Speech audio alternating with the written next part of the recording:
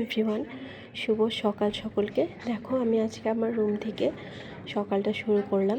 রুমে কি সুন্দর সূর্যের আলো ঢুকছিল, তাই ভাবলাম একটু আজকে রুম থেকেই স্টার্ট করি। এদিকে তো সব ঘুমিয়ে আছে, আমি চুপ করে একটু ভিডিও করে নিলাম।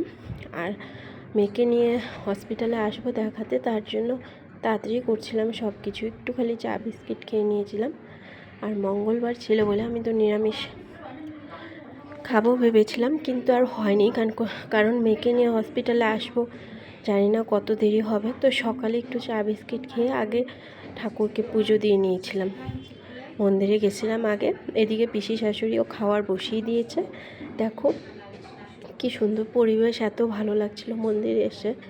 মনে হচ্ছিল যাই না, মন্দিরে আসলে না মন করে না কোথাও যাই, মনে হয় মন্দিরেই বসে থাকি। তাই ভিড় ছিল না বলে তোমাদের একটু শেয়ার করে দিলাম। খুব সুন্দর ঠাকুরের মূর্তিগুলি, এত সুন্দর লাগছিল দেখতে। আর মঙ্গলবার, আমি তো রোজ মঙ্গলবারই আসি পুজো দিতে, ঘরেও দিই মন্দিরেও দিই, একদম মন্দিরের কাছে। তো দেখো বজরংবলী কি সুন্দর লাগছিল। তো মেয়েদের নাকি বজরংবলী ছুঁতে নেই, তাই আমি ছুঁতে পারিনি। সব কিছু নিচেই অর্পণ করেছি, সিঁদুরের থেকে, তারপর সব কিছুর থেকে। এদিকে আমি হনুমান চালিসা পড়ছিলাম।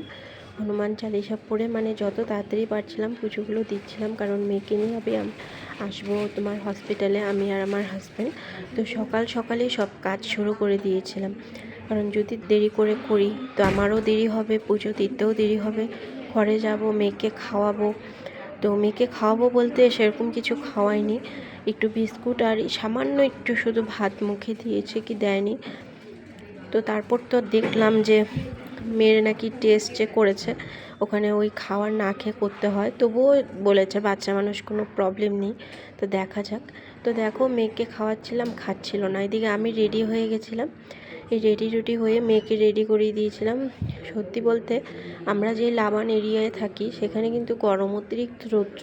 আর যেখানটায় মেয়েকে নিয়ে এসেছি হসপিটাল উডল্যান্ড, খুব ঠান্ডা, একদম হাওয়া মানে প্রচুর ঠান্ডা। এদিকে মেয়েকে গাড়িতে নিয়ে যাচ্ছিলাম বলে মেয়ে আমার হাত ধরে যাচ্ছিল, তাই একটু তোমাদের শেয়ার করে দিলাম।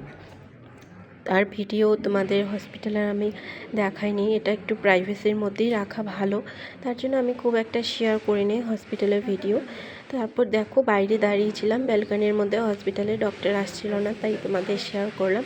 এগুলি সব হসপিটালের তোমার জায়গা, এখানে সব ঘরটর আছে, তোমার সব হসপিটালেরই ঘর। খুব তাড়াহুড়োর মধ্যে ছিলাম। আর বিশ্বাস করবে বন্ধুরা, আমি যে ভয়েস ওভারটা দিচ্ছি, নেক্সট দিন যেদিন আমরা রিপোর্ট দেখাতে আসছি, আমি হসপিটালে এসে ভয়েস ওভারটা দিচ্ছি। তারপর টেস্ট হওয়ার পর আমরা একটু খেয়ে নিলাম, খেয়ে টেয়ে তারপর মেয়েকে বললাম কি খাবে, কারণ মেয়েকে তো ওরকম বেশি কিছু খেতে দিচ্ছে না এখন, শুধু হালকা খাবার। তো ওই যে একটু ডাল নিয়েছি, চানার ডাল পাতলা একটু করে, আর একটু ভাত, প্লেন ভাত। তারপর দেখো হসপিটাল থেকে এসে দোকানে সন্ধ্যার সময় আসলাম। সারাদিনই সত্যি বলবো কালকে খুব ব্যস্ততার মধ্যে ছিল। তো তারপরের দিন তো আবার টেস্ট রিপোর্ট দেখাতে হবে। তারপর ঘরে গিয়ে রেডি হয়ে, মা মনসার পূজার নিমন্ত্রণ ছিল, শাশুড়ি মায়ের যাওয়ার কথা ছিল। তো ওনার হঠাৎ শরীরটা খারাপ হওয়াতে আমি, মেয়ে আর আমার পিসি গেছি। বেশি কিছু শেয়ার করতে পারিনি, কীর্তন শুরু হয়ে গেছিলো, শুধু মাকে একটু শেয়ার করলাম। দেখো কি সুন্দর লাগছে, তোমাদের কি বলবো আর, এত সুন্দর লাগছিল মাকে দেখতে। তো প্রতি বছরই ওনারা আমাদের নিমন্ত্রণ করে। আর যে ওনার ছেলে এই মূর্তি বানিয়ে মাকে ওনারা নিজেরাই হাত দিয়ে পুজো করে প্রতি বছর, এত সুন্দর লাগছিল। আর ভোগের প্রসাদও খুব স্বাদ ছিল, আমার মেয়ে তো পুরো চেটে পুটে খেয়েছে, দেখতেই পেলে। ঘরে আসলাম, ঘরে এসে আবার ঘরের কাম সারছিলাম।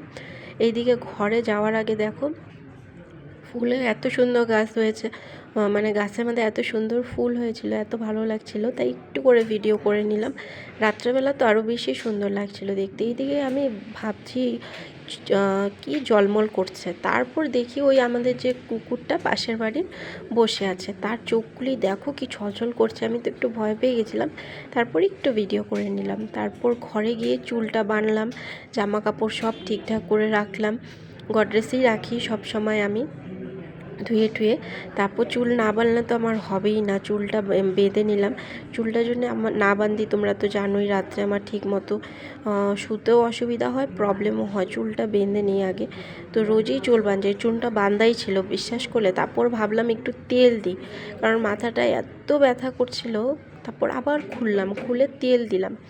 তেল দেওয়ার পর একটু যখন আরাম লাগলো, একটু তেল জল দিয়ে তারপর গিয়ে আবার একটু পরে চুলটা বেঁধে নিলাম। আমি তেল দিয়ে একটু সময় রাখি চুলটা খুলে, সঙ্গে সঙ্গে বেঁধে দিই না। সুন্দর করে আগে তেলটা দিয়ে নিয়েছিলাম, তারপর চুলটা বেঁধে নিলাম। আমার এই ছোট্ট ভিডিওটা তোমাদের কেমন লাগলো জানিও।